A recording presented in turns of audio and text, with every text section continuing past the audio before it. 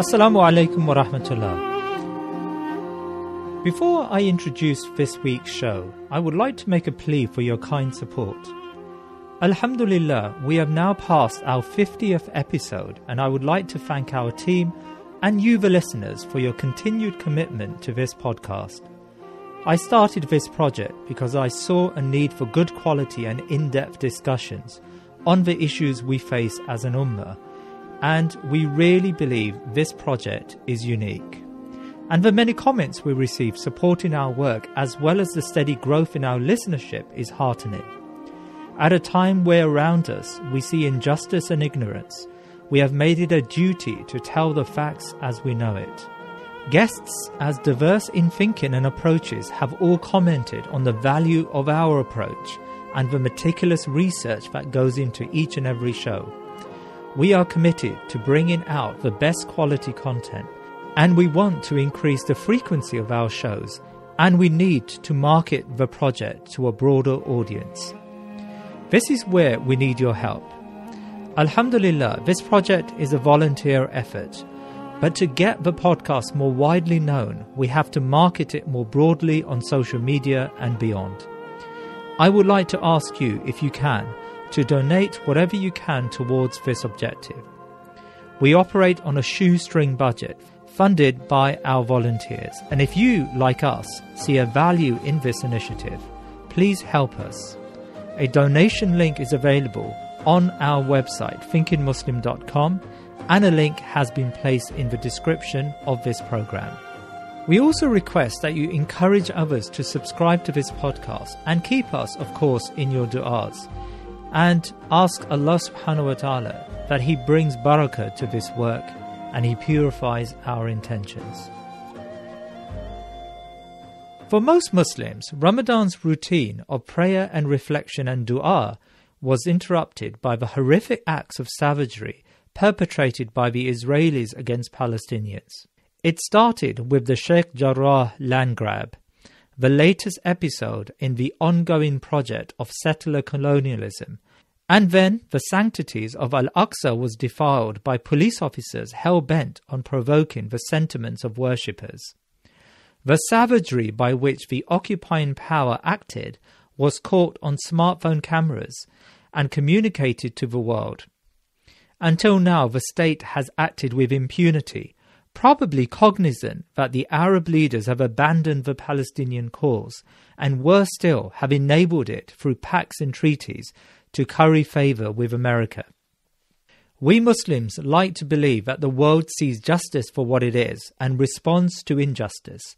But the issue of Palestine and the hypocritical response of the West is a constant reminder that America and Europe care little for humanity when their allies and interests are undermined.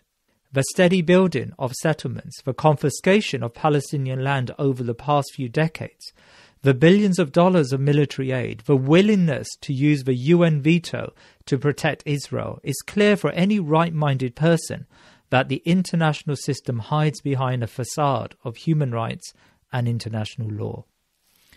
The first step to make a change is to understand the issues. It is one of the maladies of the modern age that we live in an information-saturated world, yet often can't move beyond headlines and sound bites. The modern liberal society is weighed down by ignorance and superficiality. This week, we discuss the politics of Palestine to get a greater understanding with the veteran commentator Dr Azzam Tamimi. Dr Tamimi is no stranger to this debate. He has thoughtfully and with consistency raised the issues of Palestine at immense personal cost.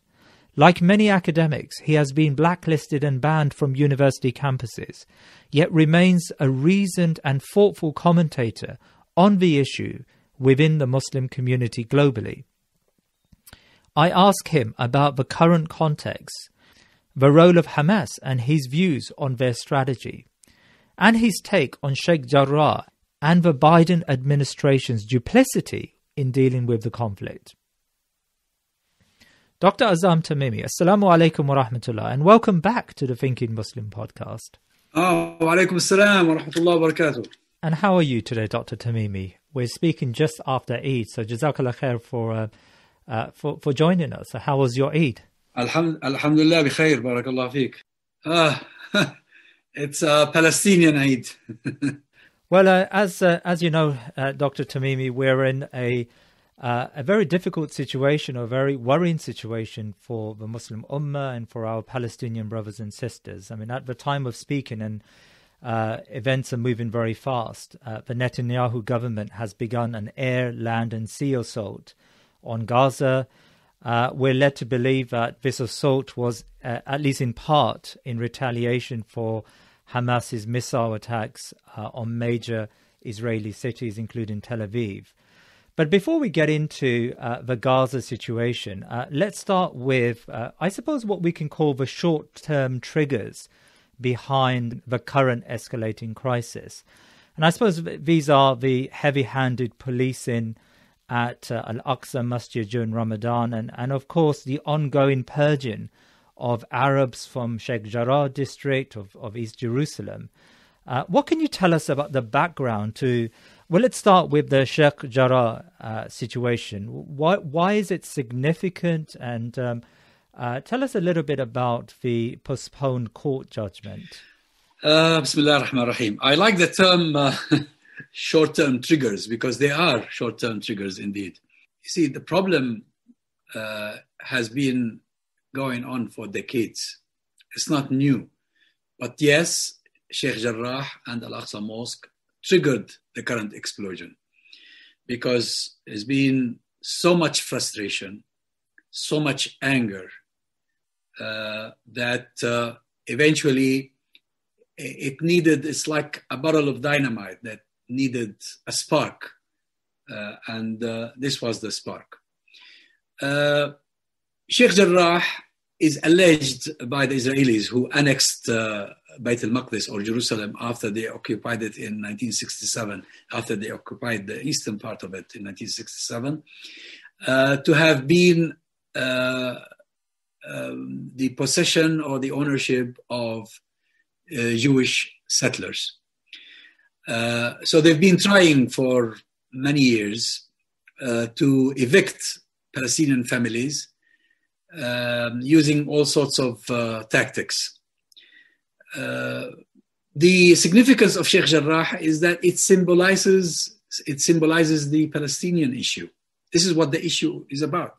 It's about people who invaded from abroad, who came alleging that God gave them a divine right to take our land and live in our houses and convert our mosques into synagogues, and if not synagogues, then pubs and nightclubs, as they did in many mosques in the areas occupied in 1948. So it's a reminder to Palestinians of the Nakba that happened in 1948 when the majority of the population were forcibly removed from the land. And it's also an alert that you cannot make peace with these people, that every peace attempt, every peace initiative has been ignored, has been just completely disregarded. And Israel, the Israeli society, has been turning gradually into a more fanatical, a religious form of Zionism, because Zionism in its origins was a nationalistic secular movement. Today, it has changed a lot. And this is actually the making of the secularists themselves, because the secularists, as John Rawls explains brilliantly in his book, The Myths of Zionism, they used religious narrative and biblical claims in order to justify a colonial project by alleging that the Jews were a nation and that they were God's chosen nation and that God gave them a promise to this land and whatever that is in it. So Sheikh Jarrah opens the wound again an old wound. As for Al-Masjid Al-Aqsa, it's really the last red line. There are no more red lines after that. Because this, for the Muslims, is the first Qibla. It's the third holiest mosque. It's the place where the Prophet Muhammad ﷺ was taken on a night journey before he went up to the heavens. And therefore, when the Zionists or Jewish fanatics start tampering with it, desecrating it, storming it, talking about the inevitability of bringing it down in order to build their temple, I think that was really a big spark that barrel of dynamite was waiting for to explode. So yes, these are sparks that come at a time when Palestinian frustration reached its zenith. It's really highest level. I want you to spell out for our listeners what you mean by Sheikh Jarrah being a symbol of the broader Palestinian struggle. You see, when I look at the families of Sheikh Jarrah, I remember my mother. My mother was born in Beersheba, a town in the Negev, in the Naqab, the desert in the south, closest to, it's halfway between Gaza and Hebron, my hometown. My mother was 16 years old when her family was forced out of their house. And invaders from Europe settled in the house, which then became, in latter years, was used as a center for something. So what's happening with these families happened to my mother before. It happened to hundreds of thousands of Palestinian families who were kicked out of their houses. There's a brilliant piece that was published the day before yesterday in Middle East Eye about the city of Lud. Probably you heard. It's in Arabic, it's called Al-Lid, and then they called it Lud after they occupied it. The majority of the population of Lud until the mid-30s was Muslims. By 1947, when they were preparing to take over, they banished almost the entire population and left only a few families. And these few families are the ones who then reproduced and became a sizable minority, and who are today being persecuted and treated as not even second-class citizens, as third or fourth-class citizens. So every Palestinian who remembers his mother, his father, his grandfather, will see in Sheikh Jarrah the experience that his own ancestors over the past, not very long time ago, we're talking about 4 or 5 decades ago, or 7 decades ago, were forced to go through. In that sense, it is symbolic. I want to understand Sheikh Jarrah further. So there is an impending court case which we're all anticipating, and it seems that the Supreme Court will judge that the Arab inhabitants of East Jerusalem in this district of Sheikh Jarrah should face eviction, should face removal in exchange for the return, so-called return of Jewish settlers. Do these settlers have any claim, any semblance of a claim towards these properties? You see, it has nothing really to do with Jewish residents of the city. It's to do with a regime that has 2 different systems. System for the Jews and a system for the non-Jews. When you talk about the Supreme Court or any court in Israel, when it comes to the Arabs, there's a completely different set of rulings, different procedures. The decision of the High Court or the Supreme Court was a political decision, not a judicial decision, not a legal one. Because there was so much tension and attention, the politicians told the court, postpone your decision. The decision is already there. The decision is to take the houses and give them to the Jewish settlers. Now, let me tell you the story of those houses. Those houses used to be inhabited by Jerusalemites, people from Jerusalem. These people left their houses in 1948 when they felt threatened. They were Palestinian. When the Israelis established their state and took a lot more land than allocated to them by the UN resolution that divides Palestine into two states, one Arab and one Jewish, East Jerusalem came under Hashemite rule, and the West Bank became part of the Hashemite kingdom of Jordan. The Jordanians gave permission or allocated those houses, those same houses, to people who were dispossessed in the areas that had already been occupied by Israel in 1948. Families who were forced out of their homes in Jaffa, in Haifa, in Lud, in Akka, and in other places. And the Jordanians, a few days ago, provided all the documents that proved this. But we are not here talking about legal issues because there is no legality. There is no proper judicial system.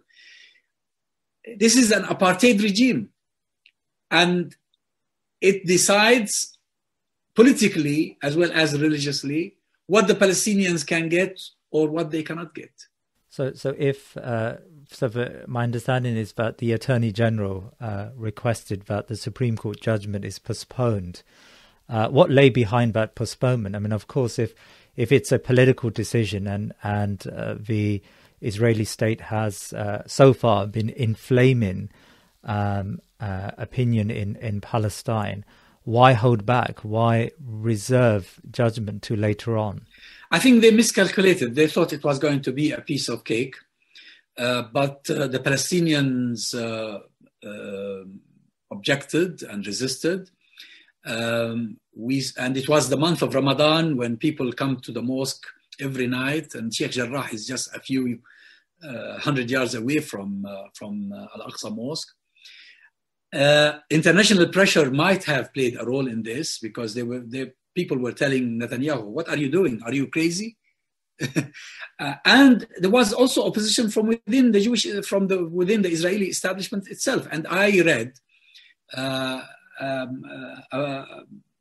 prominent, a renowned Israeli journalist saying that even the head of Settlement Federation or something of this sort in the West Bank objected to the decision to do what they were doing because it was inflammatory, it was agitating, it was inciting, and it was too risky and too dangerous. So probably those factors together, they decided to postpone until probably things cooled off a bit or moved on. But then there was an escalation inside Al-Aqsa mosque, and this led to threats from Hamas and other resistance movements. The Israelis did not heed neither the advice nor the threats, and then we ended up having the war now. Well, can you explain the Al-Aqsa flashpoint? So my understanding is that during the month of Ramadan, the Israeli forces, Israeli police, quite purposely incited Muslim worshippers and created the conditions for antagonism.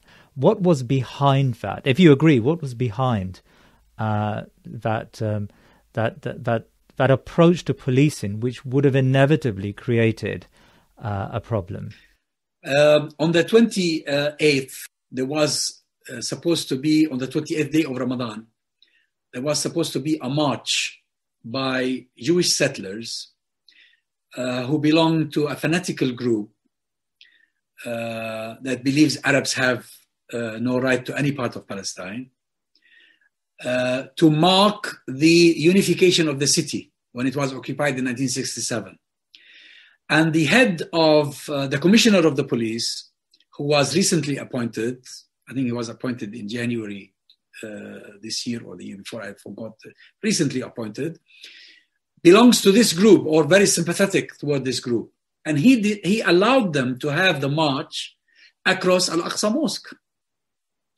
But of course, prior to that, there were a few incidents, like the barricading of the plaza in front of the Damascus Gate, where worshippers, after doing Taraweeh, come out and spend time, the young men and women, and chat and this and that, waiting for Fajr prayers. They barricaded that. They wanted to close it completely, and the young men and women of Jerusalem just refused to accept that. And then they backed off. They reopened it after they saw the flare-up. So it's one miscalculation after another, one stupidity after the other. And the explanation for all of this, according to some Israeli analysts, is Netanyahu.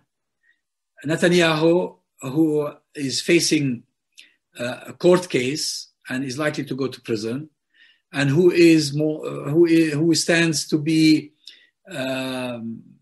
out of government, although he was hoping to remain a prime minister, wanted to divert attention to something else, wanted to emerge as a hero out of creating this crisis. And this is known of him. He's behaved this way so many times.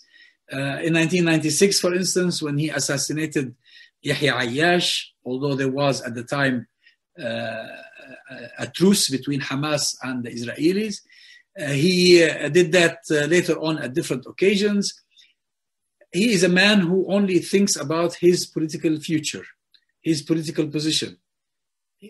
And I think the Americans realize this, the Europeans realize this, but they are so cowardly and so hypocritical that they don't dare speak publicly about this. So Netanyahu at the moment is in a political bind, and he hoped through this most recent election to win a majority. I think a vaccine bounce was hoped for, and he failed to receive a majority of the electorate and majority of seats in the Knesset. Now, so I infer from what you've said that this is Netanyahu's attempt to cling on to power and to leave a name for himself and to present himself to the Israeli people as the one defender of Israel in the face of this, terrorism, as he would refer to it.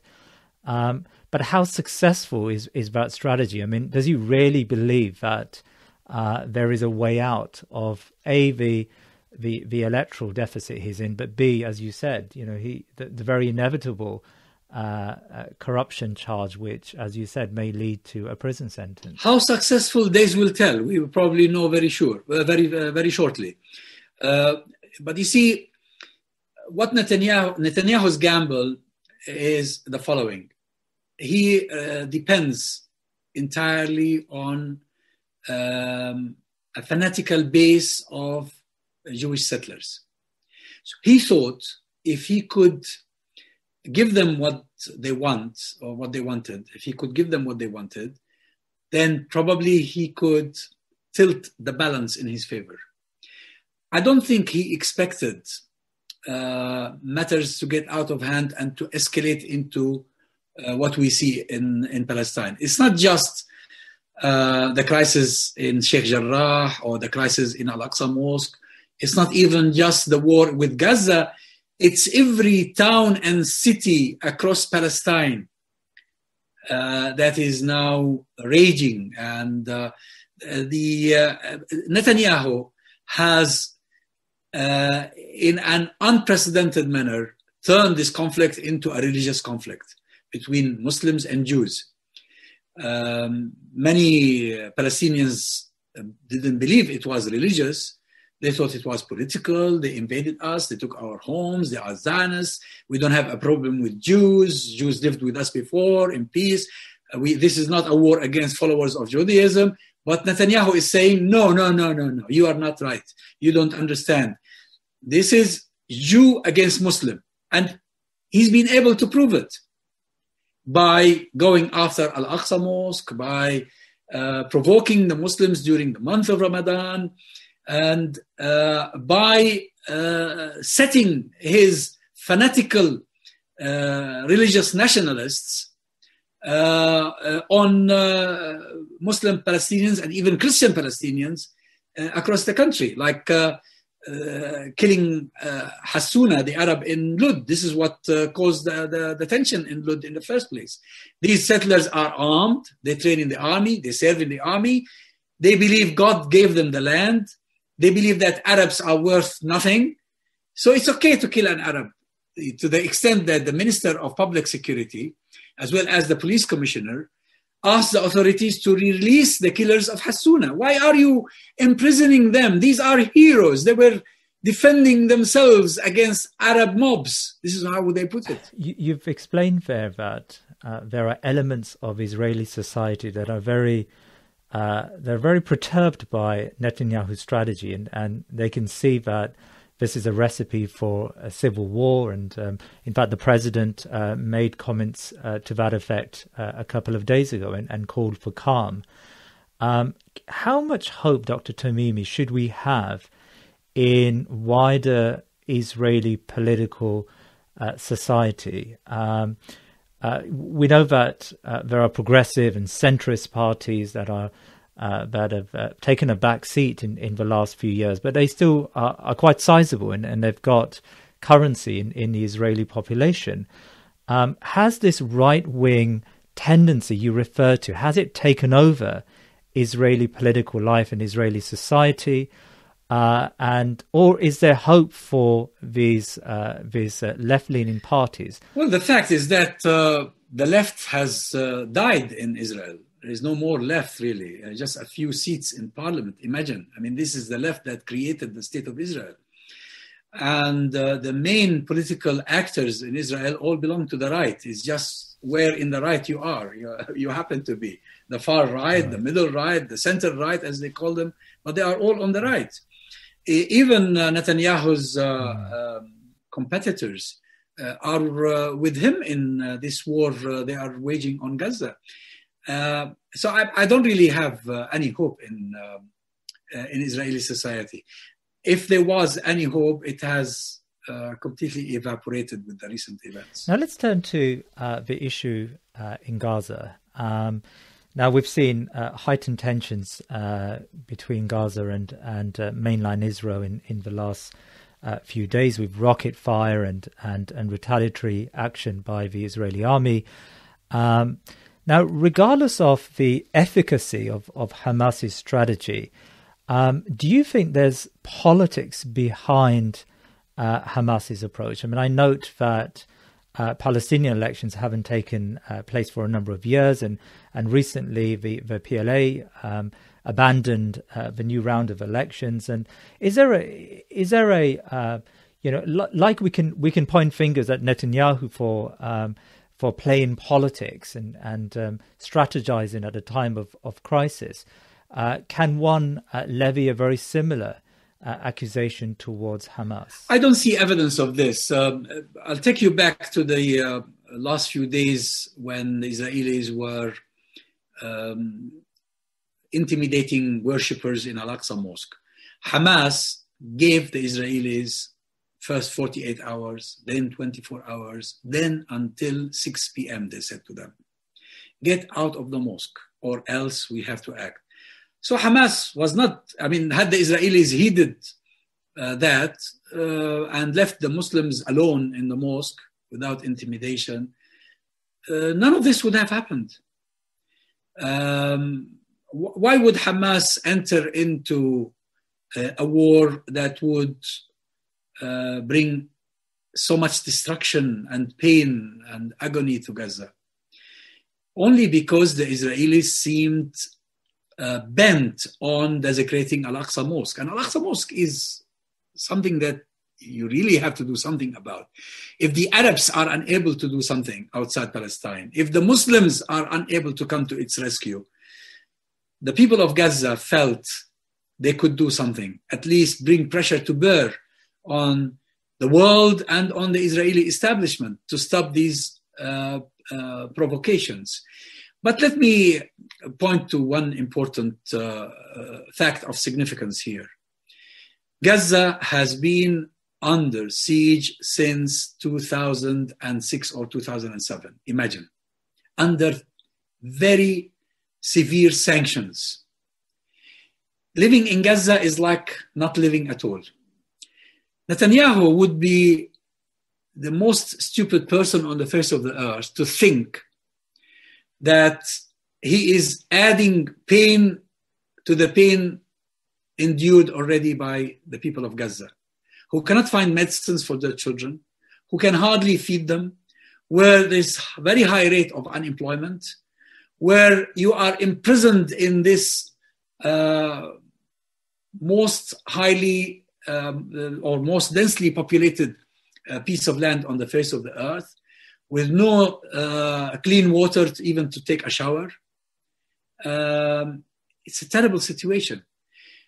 And that's why when Al-Aqsa calls for help and Hamas decides to respond, I believe that if not all, then the majority of the people of Gaza are behind it, are solidly behind it. I mean, you are an expert on Hamas, and I note for our listeners, you've written a book on Hamas and its history and its approach to the Palestinian struggle. But let's drill down and try to understand the strategy of Hamas. I mean, some commentators have noted that regardless of the strategy from an Islamic perspective and from a political perspective, and of course Hamas is responding to the desecration, I suppose, of Al-Aqsa Mosque. But from a strategic perspective, was it a wise decision? I mean, some commentators note that it turned the propaganda war, at least it tilted it in favor of the Israeli government, at least in Western capitals. The Americans could now, hypocritically, but quite comfortably argue that the Israeli government was responding to a security risk. And attention moved away from Sheikh Jarrah and from Al-Aqsa. I mean, what's your thinking about the strategy behind the most recent rocket attacks? Have the American establishment or any European government been on our side at any time since 1948? Never. They created Israel. They provided it with arms to the teeth. They literally funded.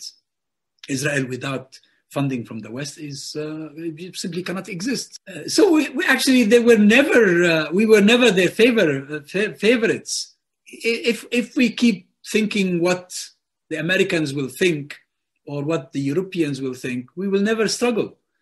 I mean, the same thing happened to the people of South Africa. There was a time, I remember as a young student, when Margaret Thatcher said that Nelson Mandela would never be allowed to set foot on British soil, that terrorist, she called him. Yes, Nelson Mandela to the British, to the Americans, to many governments around the world that colluded with the apartheid regime in South Africa, Nelson Mandela and his comrades were terrorists. But did that deter them? Did that intimidate them? No. Same with the Vietnamese people. You see, we are the victims in this issue. We are the ones who were invaded and dispossessed and thrown out of our country. And thousands of our beloved brothers and sisters are in detention in Israel. Some are for so many lifetimes that you cannot count. We are the victims of Zionism. At the popular level, forget about governments. Governments are hypocritical.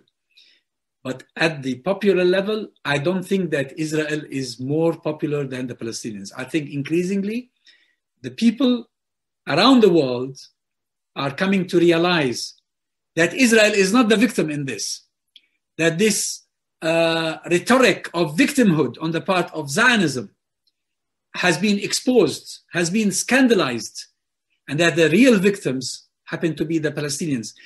They're really finding out the truth increasingly about the conflict, about its roots, and about its various elements and dimensions. But of course, governments are different because the US government, as well as governments of the European Union, continue to consider Israel to be their Western project. This is Zionism is a Western project. It was initially intended to resolve Europe's Jewish problem. It didn't resolve any problem for them, but it created problems for us. And because of the Holocaust, and because of the feeling of guilt, and because of the lobbies and the influence, and also because of the fact that we don't have a decent Arab governments anywhere in the Arab world. If you remember in 2012, when Israel attacked Gaza, there was a great man ruling Egypt called Muhammad Mursi, rahimahullah.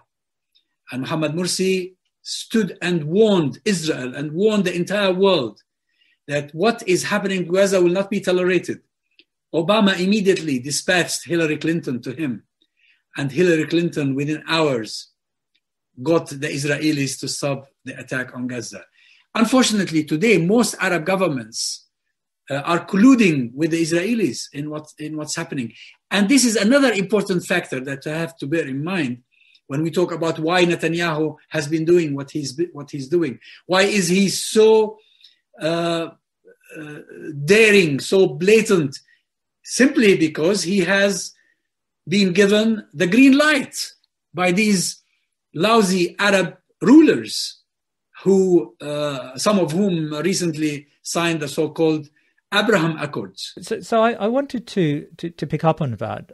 In fact, there are two strands to what you were saying there. Well, let's pick up on the change to public opinion. Now, I've not followed these events too closely, I'm afraid, but what I do know is that there's been almost an umbrella of censorship in the West, where academics and public figures are routinely hounded on social media and in mainstream media for defending Palestinian rights. And it had come to a point, I suspect, where many academics, unlike yourself and unlike Muslim activists, but many academics felt that they would get an easier ride in academia or public personalities if they just avoided the Palestinian issue.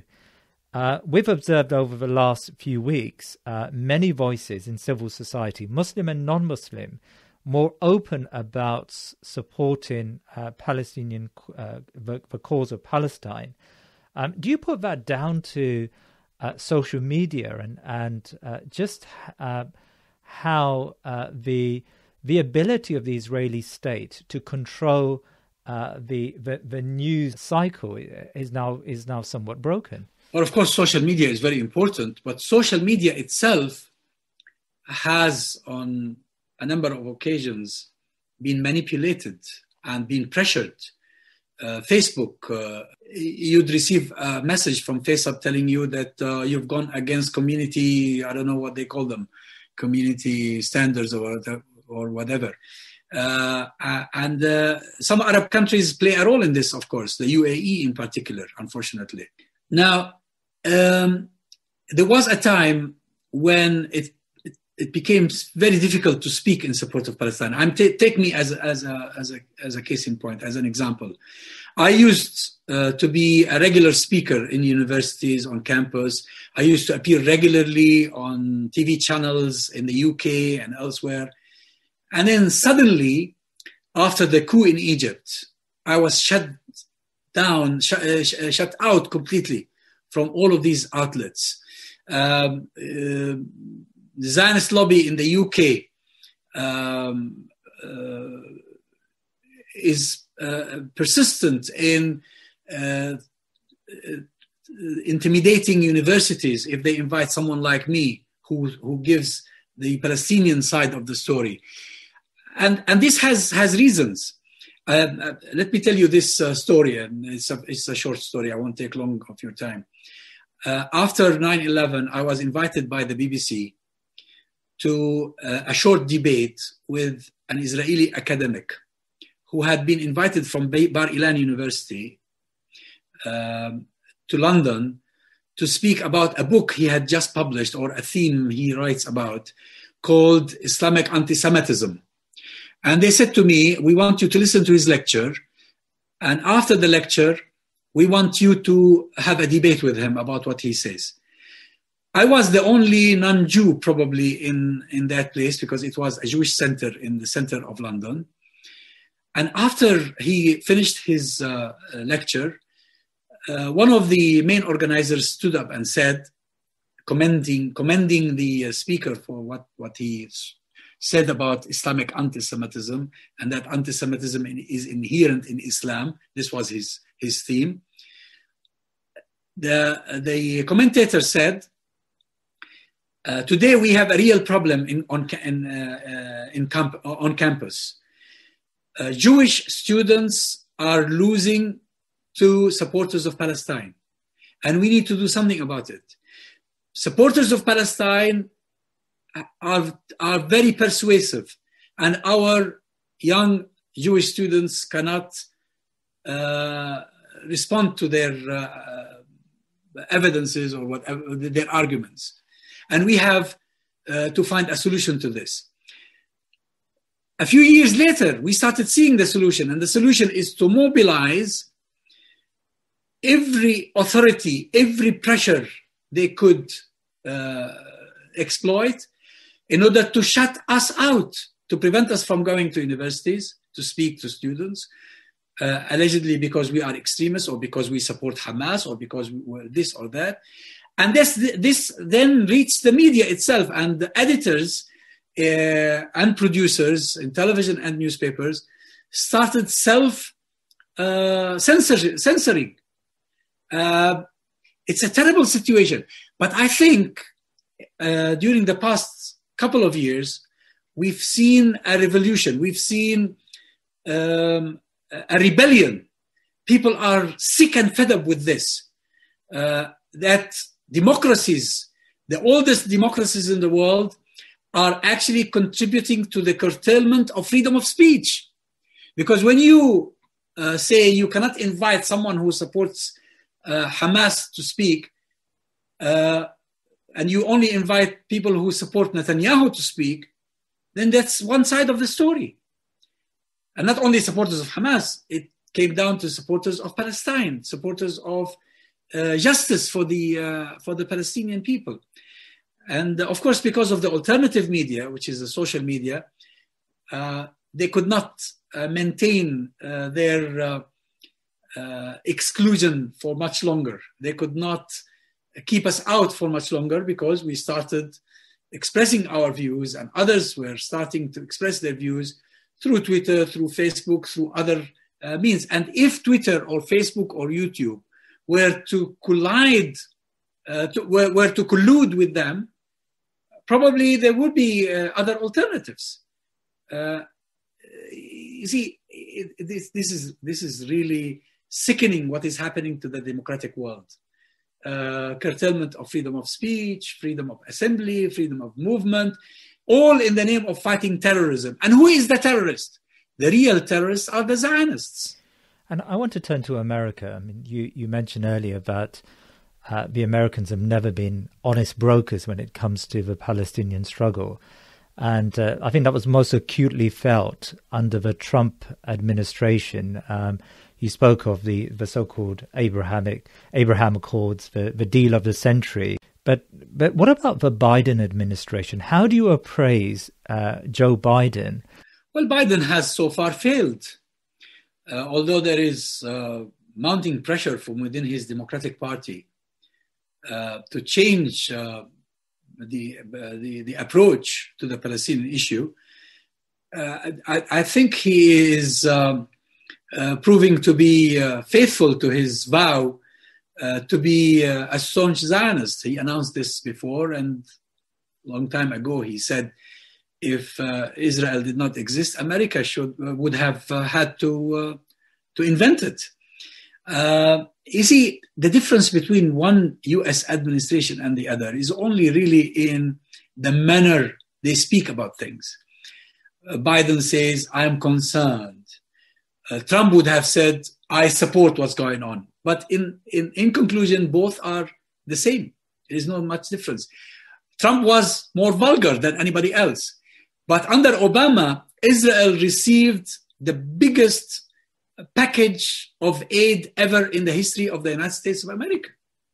That's under Obama, who was supposed to be an academic, who was supposed to have really known the Palestinian issue quite well before he became president. But once you become a president in America, you are hostage. You are hostage to all sorts of things that point you in one direction: the preservation of Israel at the expense of anything else. It's been fascinating speaking to you, Dr. Tamimi. I just want to end with a reflection, really. You spoke about your family and how they were treated in the initial setup of the Israeli state and the Nakba. Tell me a bit more about the Tamimi family today. I mean, where are you in Palestine and in the world, and what are your hopes for the future of some semblance of dignity when it comes to reclaiming your land? The Tamimis in Palestine are one of the largest clans, if one may describe it as a clan. We are named after a man called Tamim ad-Dari. Tamim ad-Dari was a Christian who heard about the Prophet ﷺ and went to meet him in Yathrib, in Medina, and became a Muslim. And he used to live in Hebron and the surrounding area, and that's why we're all his progeny come from Hebron, but later on spread across Palestine and sometimes elsewhere in the Arab region. My own family, we are from the Sultan branch of the Tamimis, because there are several branches. We've lived. Some of us lived in Beersheba, where my mother was born, and some of us lived in Hebron. And when my mother and her family were forced out of their house in Beersheba, they went to Hebron, where the rest of the family was, and she married my father, and I was born in 1955. That's why I'm writing my autobiography at the moment. And what I say right at the outset, I say, my story begins with the Nakba. Although I was born several years after the Nakba. I was born 8 years, is it 8 or 7 years after the Nakba? But actually my story begins with the Nakba, because the Nakba forced my mother out of her house to come and live in Hebron, where she met my father and he married her. So that's my story. And the symbolism of this is that every single Palestinian that lives today has a link to the Nakba, has a link to this catastrophe that was inflicted upon us. And that's why we can never forget. I remember when I used to have debates with Zionists occasionally in the UK. And by the way, most of them refused to have a debate with me. Most of them, to the extent that the Israeli embassy at one time issued a directive to Jewish students on campus not to engage in debates organized jointly by Islamic societies and Jewish societies on campus, because you will lose the argument. But at times when we had a debate, my opponent would beg me not to talk about history. Please, let's talk about the present. Let's talk about the future. How can we live in peace together in the future? And I'd say to him, how do you want me to forget what happened to my mother or to my father, where you justify inflicting the catastrophe upon my people because of the Holocaust? I don't deny the Holocaust. I don't belittle the Holocaust. The Holocaust is a crime against humanity. But the Holocaust was not perpetrated by my father or by my mother. The Holocaust was perpetrated by Europeans, your fellow countrymen.